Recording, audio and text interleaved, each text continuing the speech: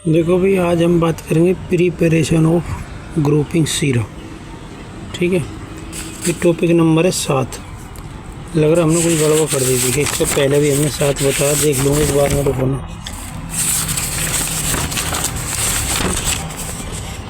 हाँ नहीं, वो टॉपिक नंबर 6 है, सही है। ठीक, 7 नंबर है।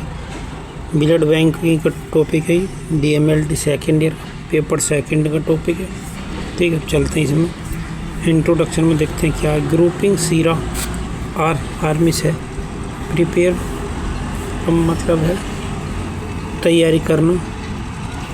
आगे लिख रहा हूँ बाई इम्यूनाइजिंग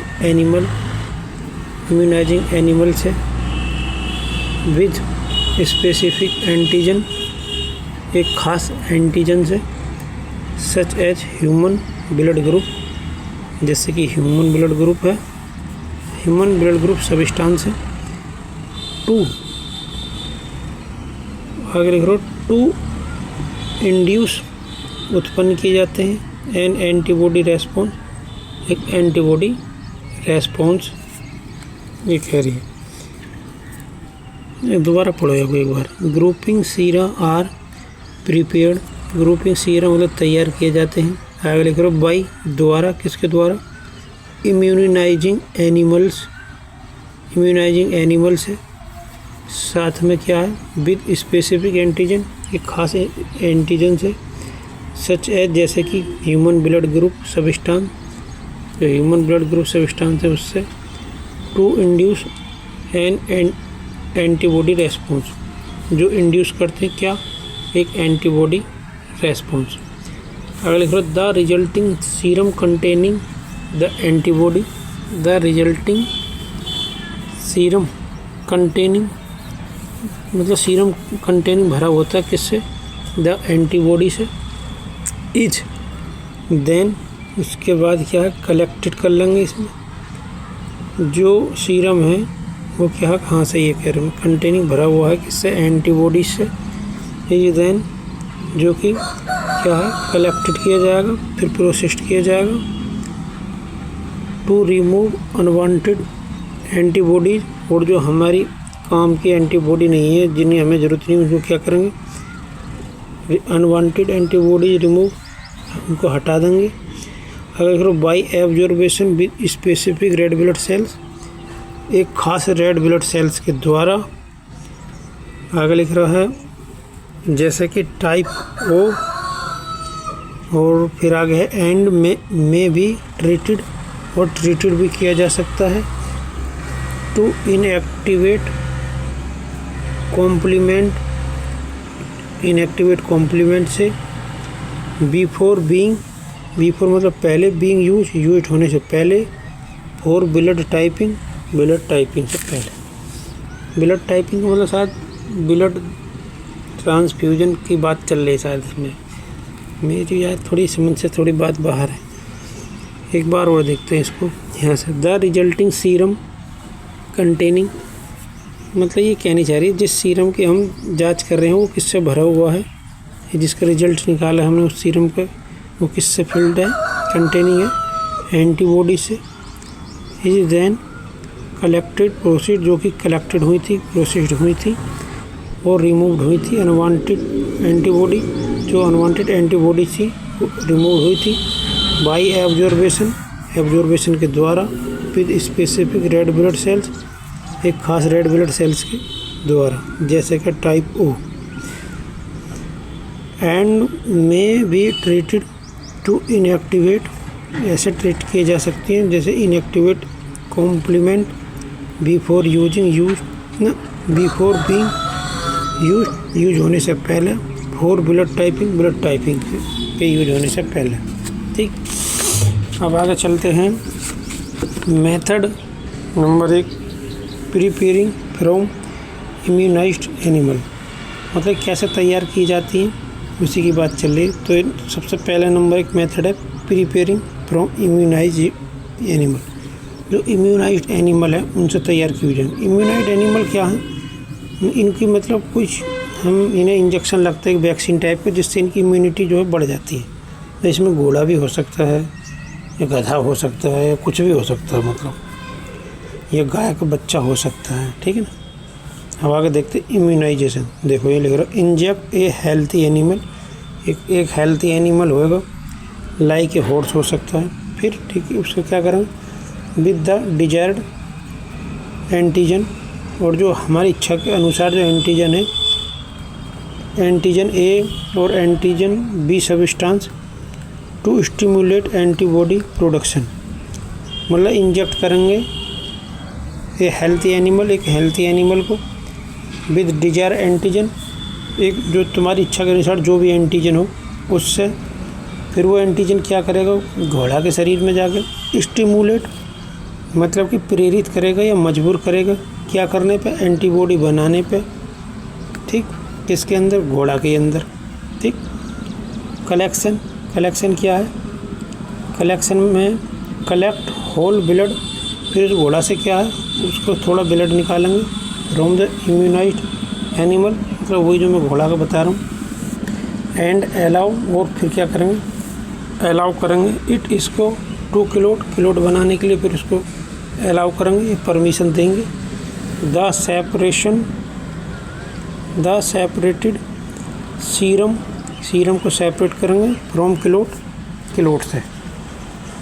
आगे हो क्या होगा, एब्जॉर्बेशन। देखो इनक्यूबेट करेंगे द कलेक्टेड सीरम को, जो यहाँ से सीरम मिला हमें उस सीरम की बात चल रही है। कलेक्टेड सीरम को क्या कर लेंगे, इनक्यूबेट करेंगे with a specific red blood cell, एक खास रेड ब्लड सेल्स के साथ, जैसे कि क्या है type O red blood cells, to remove हटाने के लिए, क्रॉस रीटिंग, ये पता नहीं क्या है, cross reading antibodies, cross reading नहीं हो, क्रॉस मैचिंग एंटीबॉडी हो सकती है।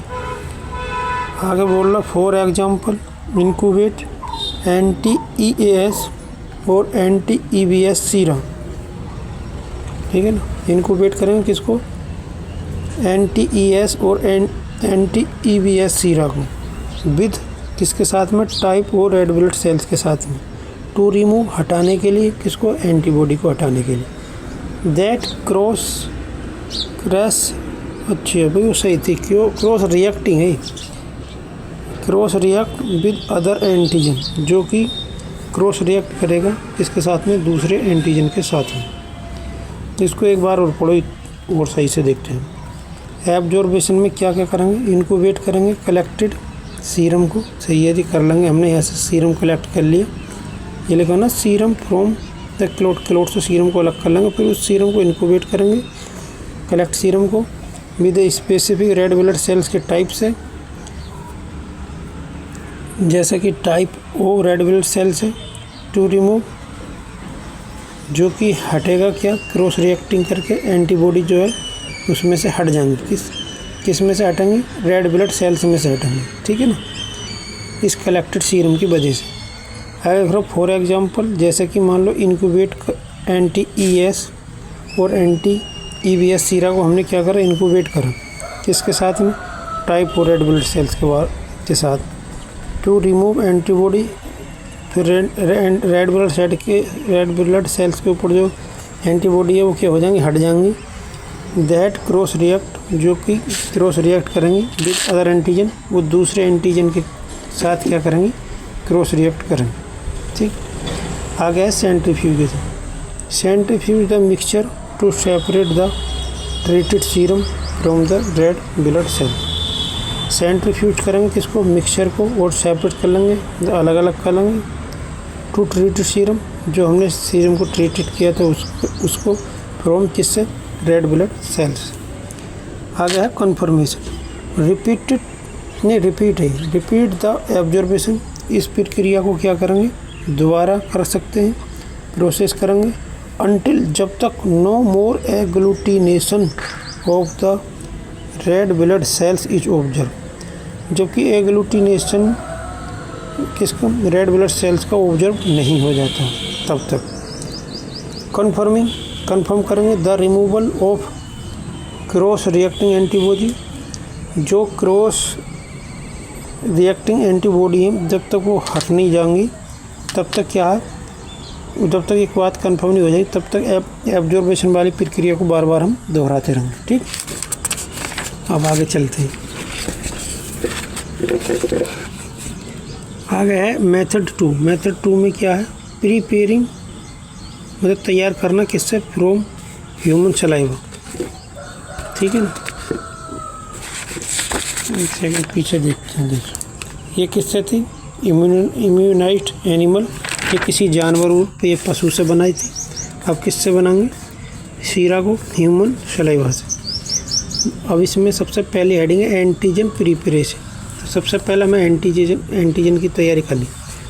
अब एंटीजन कुछ भी हो सकता है, जैसे कि मान लो बैक्टीरिया हमारे बॉडी में घुस गया तो वो भी एंटीजन, वायरस कोई घुस जाए वो भी एंटीजन, कोई भी माइक्रो ऑर्गेनिज्म हो सब एंटीजन में है। पैरासाइट है, फंगस है, वायरस है, बैक्टीरिया है, ये सब क्या है, इनकी बॉडी पे एंटीजन रहते हो तो उसी को एंटीजन बोलते हैं। ठीक है, इन्हें भी डायरेक्ट एंटीजन बोल सकते हैं। आगे लिख रहा हूँ, process human saliva by autoclaving to remove insoluble material then centrifugation the mixture.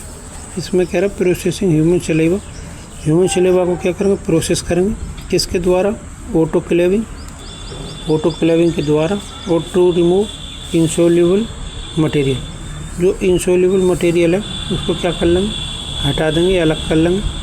The सेंट्रीफ्यूजर then सेंट्रीफ्यूगन, उसके बाद क्या करेंगे, उसको सेंट्रीफ्यूगेशन करेंगे। द मिक्सचर को अगर dilation and sterilization, mix the supernatant, जो सेंट्रीफ्यूगेशन करने के बाद में ऊपर जो आ जाएगा मटेरियल उसको क्या कर लेंगे, सुपरनेटेंट कर लेंगे। ना सुपरनेट को क्या करेंगे, विद क्या स्टेराइल करेंगे इसको। ठीक है ना, mix supernatant with sterile saline, supernatant को स्टेराइल सलाइन के साथ क्या करेंगे, मिक्स करेंगे। And re autoclave to ensure sterility, री ऑटोक्लेव करके क्या करेंगे, एंश्योर सुनिश्चित करेंगे कि स्टेरिलिटी हो गई है या नहीं हुई है। ठीक है ना, मतलब उसमें कोई भी माइक्रो ऑर्गेनिज्म नहीं रहना चाहिए, स्टेरलाइज कर दो अच्छी तरह से ताकि मर जाए उसके अंदर कुछ हो तो। ये क्या नहीं चाह रहे। इम्यूनाइजेशन, इंजेक्ट द डाइल्यूट, और वो जो डाइल्यूट क्या है एंड प्रोसेस्ड सलाइन है उसको क्या करेंगे, इनटू ह्यूमन डोनर, एक ह्यूमन डोनर में इंजेक्ट कर देंगे।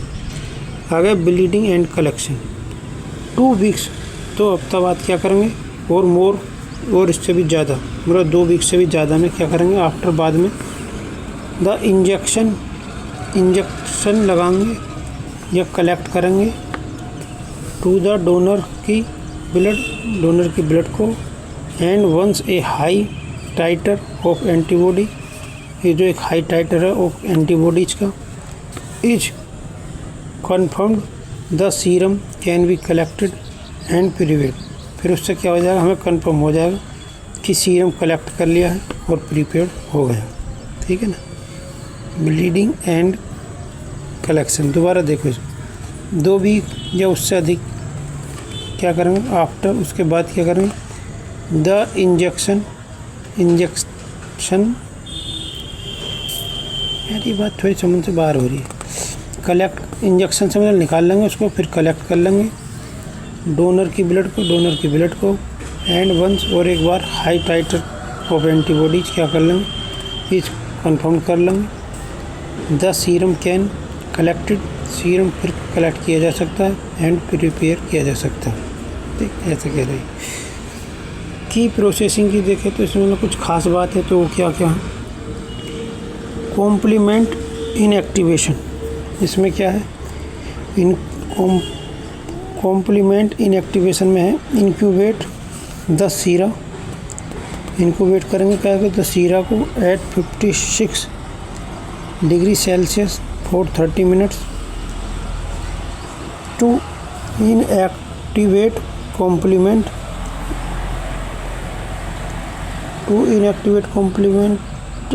which could otherwise cause red blood cells lysis testis, red blood cells की जो टूटने की जो टेस्टिंग है उसको क्या करेगा, विच कुड, जो कि कारण बन सकता है किसका, रेड ब्लड सेल्स के टूटने का।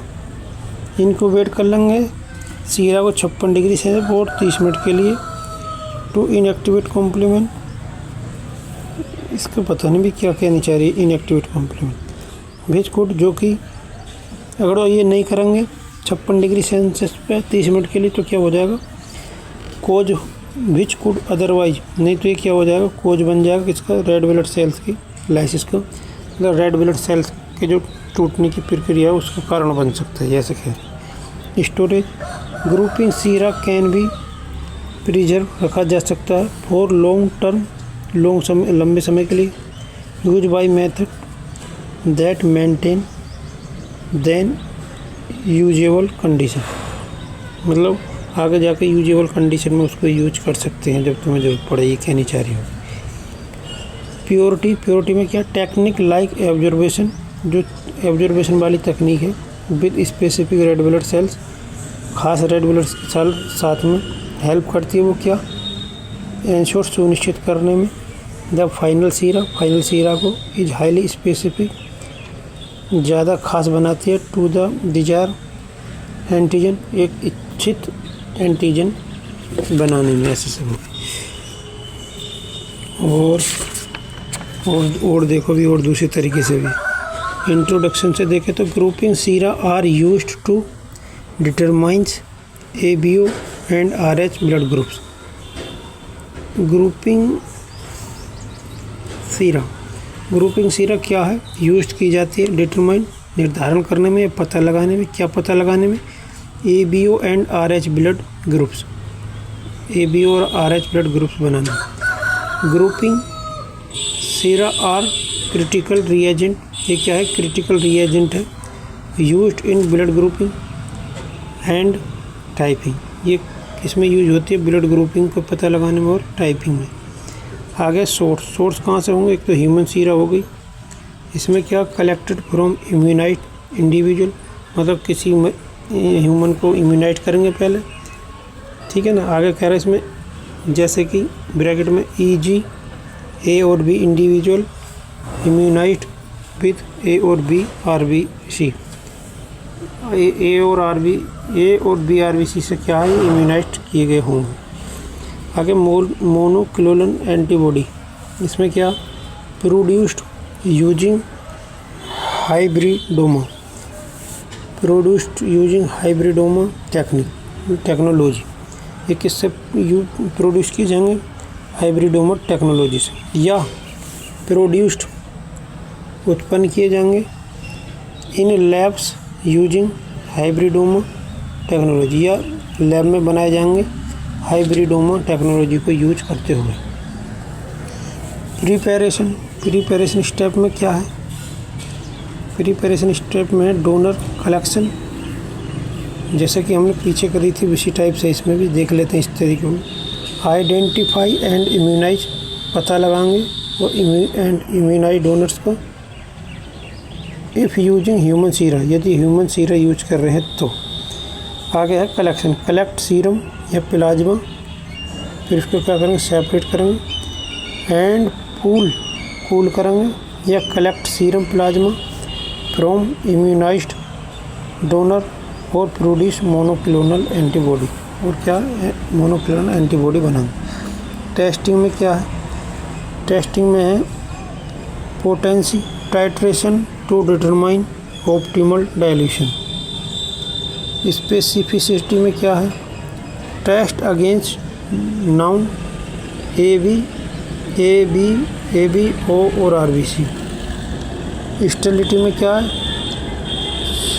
पोल्यूटर कल्चर भी हो सकता है, कल्चर टू एंश्योर, हाँ ये कल्चर नहीं यार कुछ और, हमें तो पोल्यूटर दिन क्या लिखा, to ensure no bacterial contamination, मतलब स्टेरिलिटी यही बताती है कि कोई कंटामिनेशन नहीं, कोई बैक्टीरिया वायरस कुछ नहीं है इसके अंदर। डाइल्यूशन में क्या, dilute the optimal working concentration, इससे पहले तो जो मैं अब बता रहा हूँ इससे अच्छी तो जो मैंने पहले बता दी वो सही है 16 मिनट से पहले। प्रिजर्वेशन ऐड प्रिजर्वेटिव जैसे कि sodium azide EDTA to prevent contamination. Sterilization filter sterilization using 0.2 μm filter. Quality control validate using non RBC जैसे कि AB और O इंक्लूड कंट्रोल्स। लेबलिंग में क्या है, label with contents expiry date storage condition. Store 2 से 8 degree Celsius. Protect from light से दूर। ये कुछ बात समझ में नहीं आई, ये तो छोड़ो इसको। टाइप ऑफ एंटीसीरा का टाइप देख लो, NTA NTB NTD। Detect A antigen, detect B antigen, detect RH-DNT।